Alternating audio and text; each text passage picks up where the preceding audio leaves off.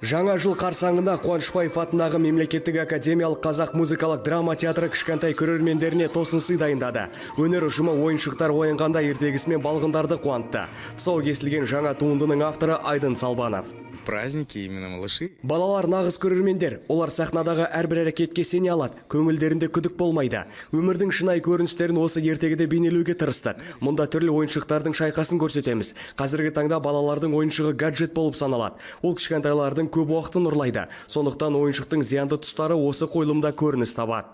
Балалардың ең жақын достары ол ойыншық. Ал осы ойыншықтар бұл жолы балғындардың жанынан емес сахнадан табылды. Ертегі желісі бойынша ойыншықтар кішкентай иелерін қорғауға асық. Бірақ кімнен, неден қорғайды? Бұл сауалдың жауабын жиналған қауым қойылымнан тапты. Әр баланың ойнайтын ойыншықтар бар, оны әркім біледі, және де қазіргі заманда компьютермен араласқан кезде қайсысы басымырақ екені.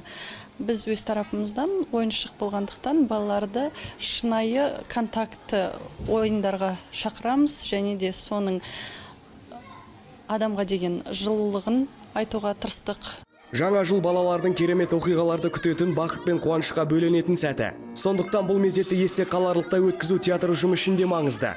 Себебі туындының тәрбиелік мағынасы терең.